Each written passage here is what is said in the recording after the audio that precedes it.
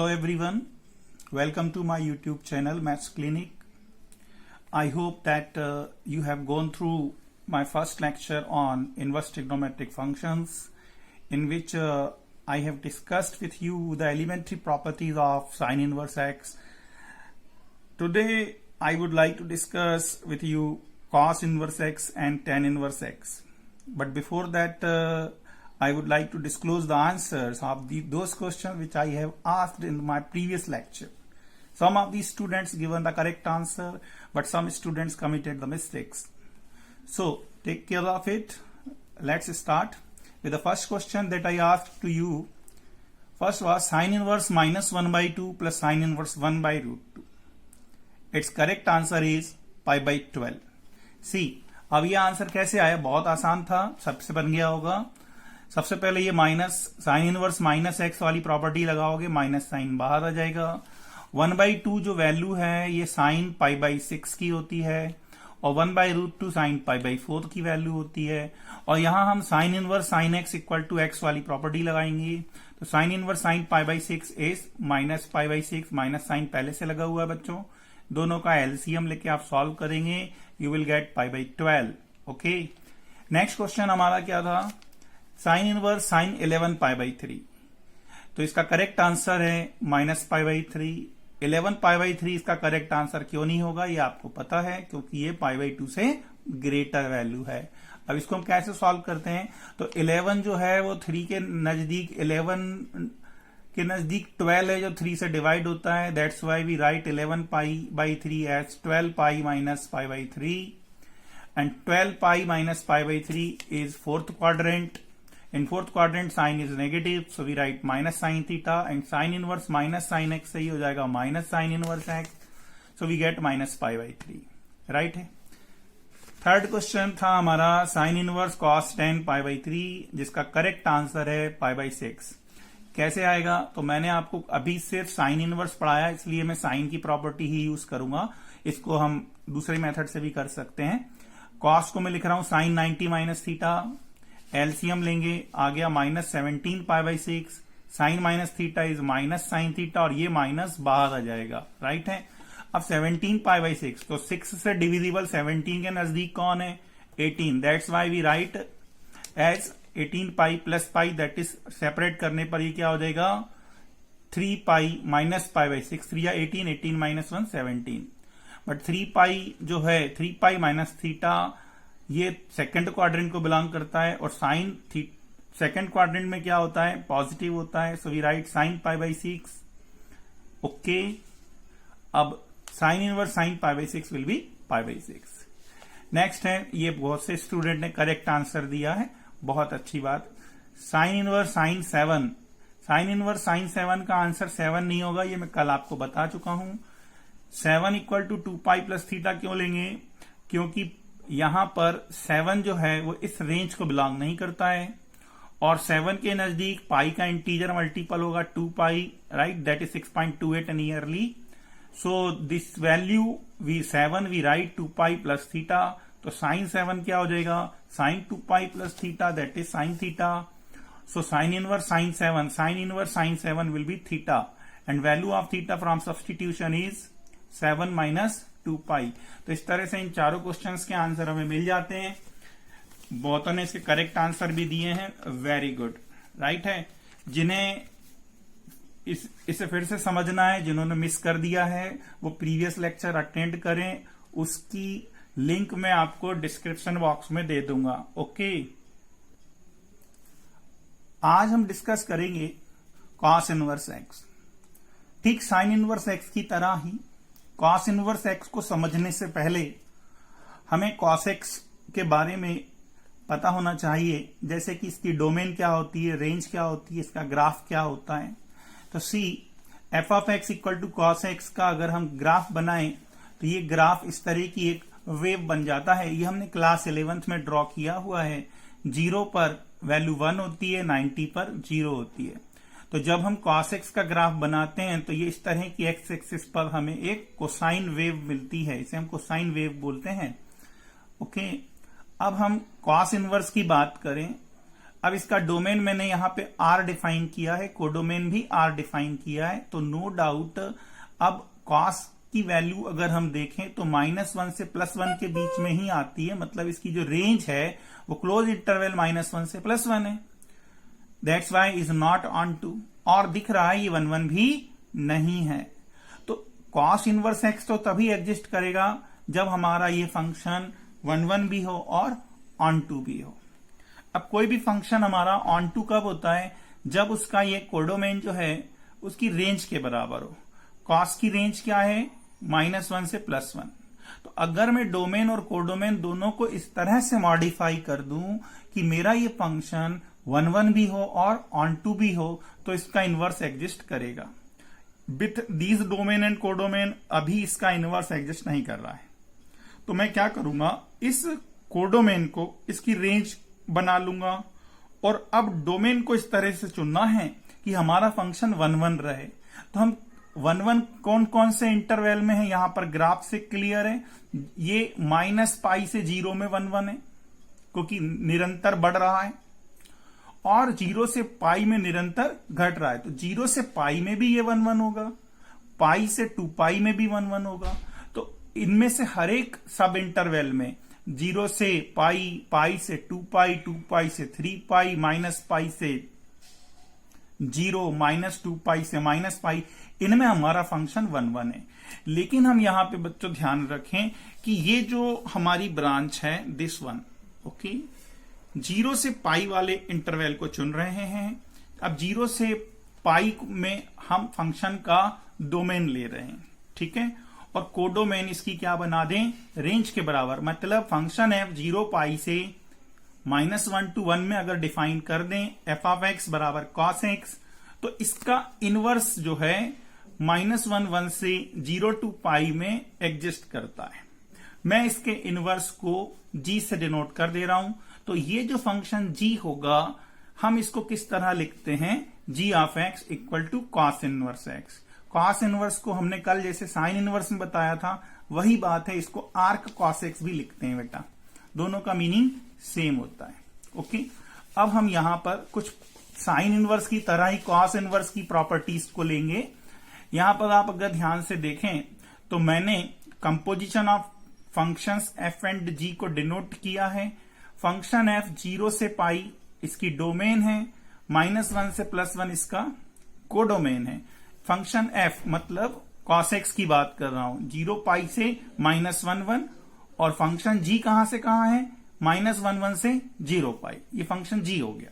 तो इन दोनों का जो कंपोजिशन है, किसका, g और f का कंपोजिशन जो है g सर्कल f होगा, और जब हम इसको फाइंड करेंगे तो ये क्या बन जाएगा, cos inverse cos x equal to x हो जाएगा, क्योंकि ये आइडेंटिटी फंक्शन होगा कंपोजिशन।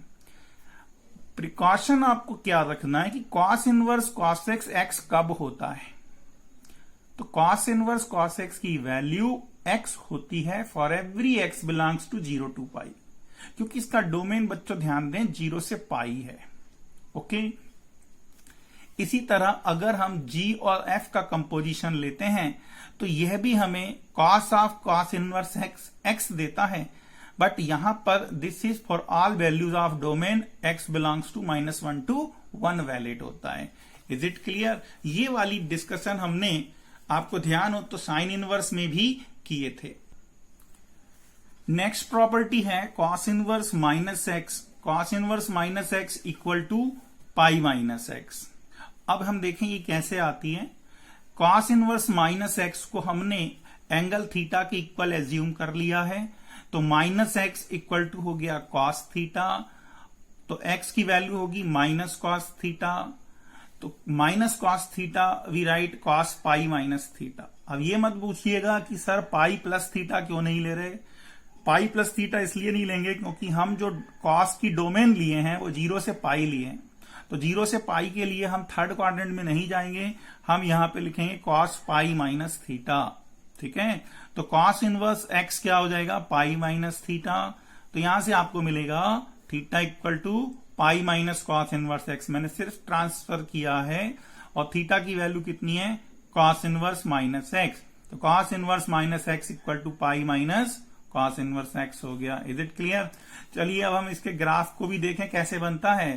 तो cos इनवर्स x का ग्राफ देखने से पहले आपको फिर रिकॉल करें, cos का ये ग्राफ था हमारा और हमने जो cos इनवर्स x कहा है वो 0 से पाई में कहा। ये वाली इतने पार्ट की बात हो रही है, इसका इनवर्स लेना है।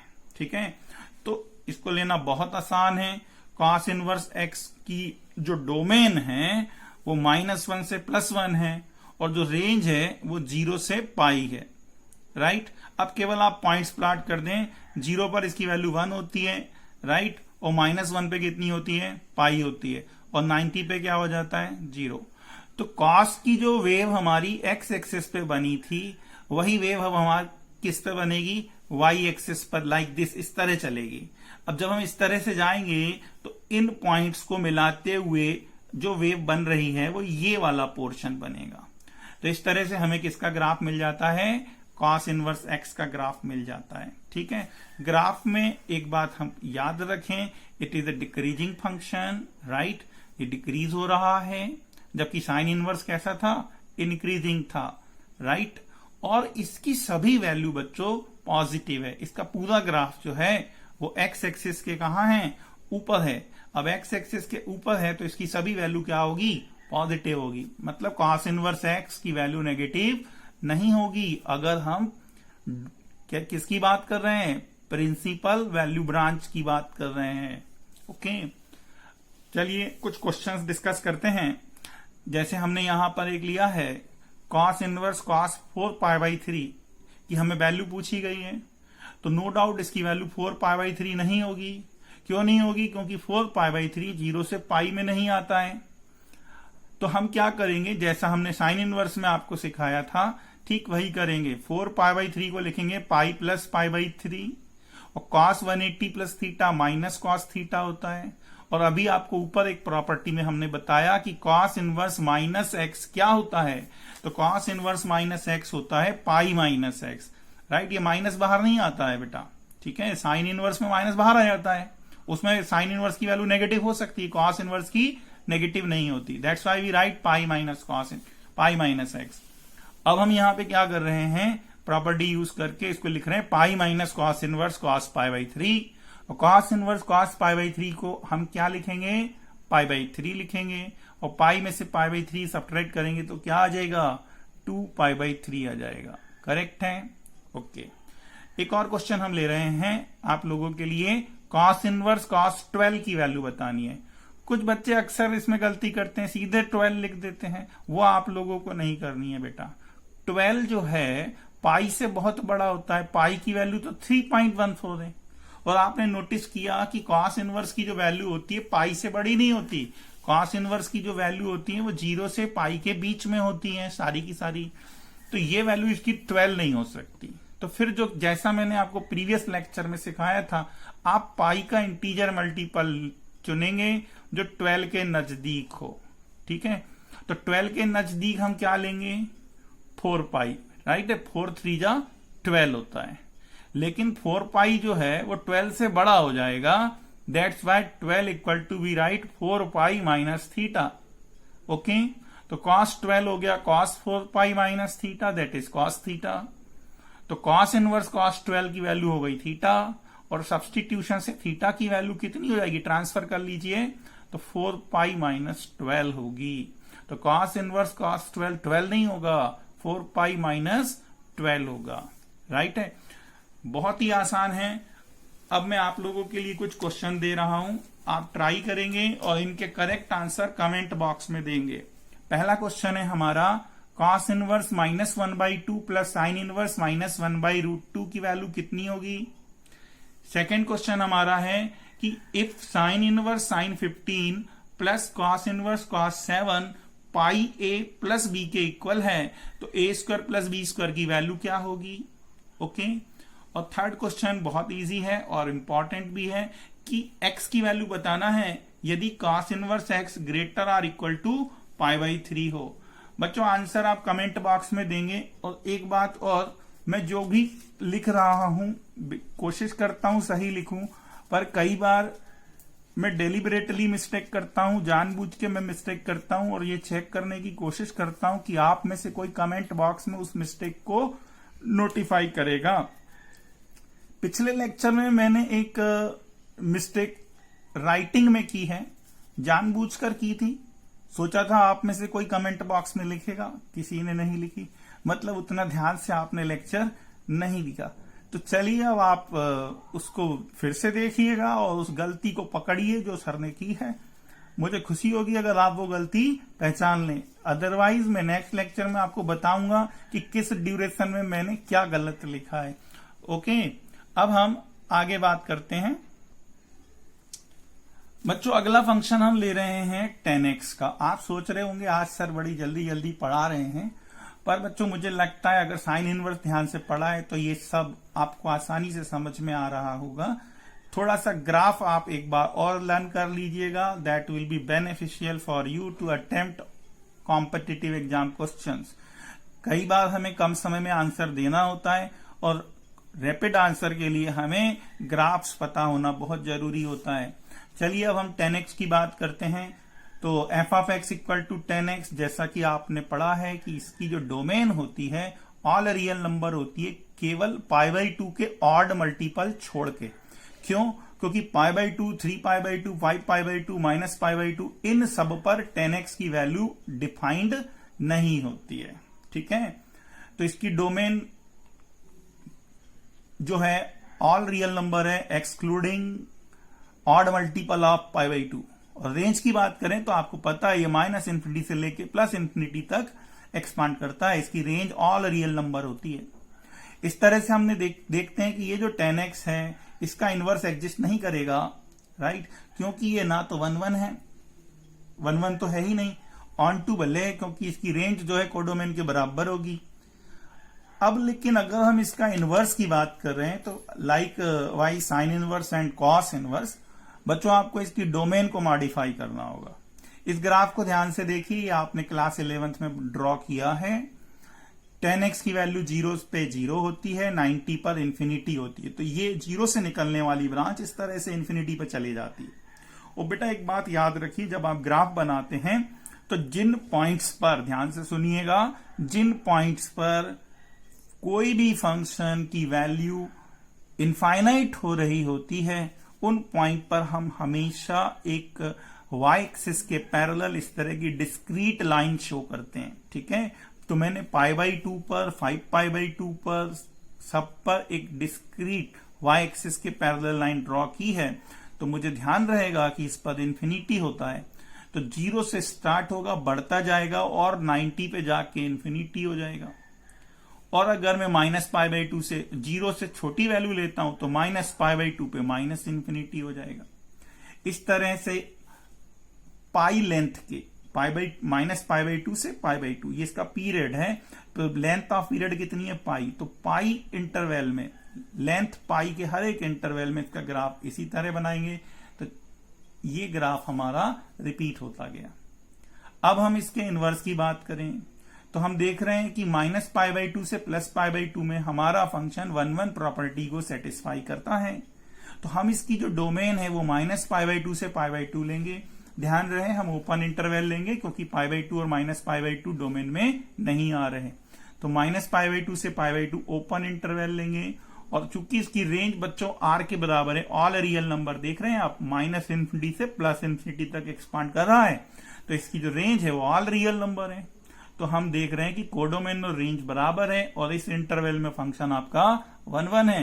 दैट्स वाई ये बाइजेक्टिव होगा, that is f inverse exist करेगा। f इनवर्स को मैंने g से डिनोट कर दिया। तो g जो है नो डाउट r से कहां डिफाइन होगा? -π/2 से +π/2 में डिफाइन होगा। तो g ऑफ x कितना हो जाएगा? g ऑफ x हो जाएगा आपका 10 इनवर्स x, जिसको मैं क्या लिख सकता हूं? Arc 10x। ठीक, अब इसके ग्राफ की बात करेंगे बच्चों। तो यहां पर ध्यान दें g की डेफिनेशन पे, g की डोमेन क्या है? r। डोमेन मतलब x की वैल्यू, तो हम सारी रियल वैल्यू लेंगे। लेकिन अगर मैं इसके कोडोमेन की बात करता हूं तो ओपन इंटरवल है, -π/2 से +π/2, मतलब जो भी ग्राफ बनेगा वो इन दो लाइनों के बीच में बनेगा। ओके, अब यहां पर हम जानते हैं कि ये 0 पर 0 होता है, राइट, और इन्फिनिटी कहां होगा, π/2 पर, और माइनस इन्फिनिटी कहां होगा, -π/2 पर। तो इस तरह से ये ब्रांच यूं निकलेगी और ऊपर की ओर चली जाएगी, राइट है। आप चाहें तो ये वाला जो पोर्शन है, ये जो हमने बनाया है, ये जो y एक्सिस के करस्पॉन्डिंग बनाया, ये हमने x एक्सिस के करस्पॉन्डिंग ले लिया। अब यहां पर इसकी प्रॉपर्टी के बारे में आप ध्यान रखें कि ये एक इंक्रीजिंग फंक्शन होगा। कौन सा फंक्शन है, इंक्रीजिंग है, कंटिन्यूअस है, राइट, और इंक्रीजिंग है। इसकी प्रॉपर्टी हम इसी तरह जो हमने साइन इनवर्स और कॉस इनवर्स में डिस्कस की है उसी तरह डिस्कस कर सकते हैं। आप लोग समझ जाएंगे। tan inverse tan x x होगा for all x belongs to open interval -π/2 to +π/2, और tan इनवर्स x होगा x for every x belongs to r। tan inverse -x होगा -tan इनवर्स x, और very important point, right, tan inverse x1 less than tan inverse x2। tan inverse x1 less than tan inverse x2 implies करेगा x1 less then x2, क्योंकि ये हमारा function जो है वो एक इंक्रीजिंग फंक्शन है। Is it clear? तो बच्चों, आपने साइन इनवर्स, कॉस इनवर्स और tan इनवर्स को पढ़ लिया। अब हमारे 3 इनवर्स फंक्शन और हैं जो मैं नेक्स्ट लेक्चर में आपके साथ डिस्कस करूंगा।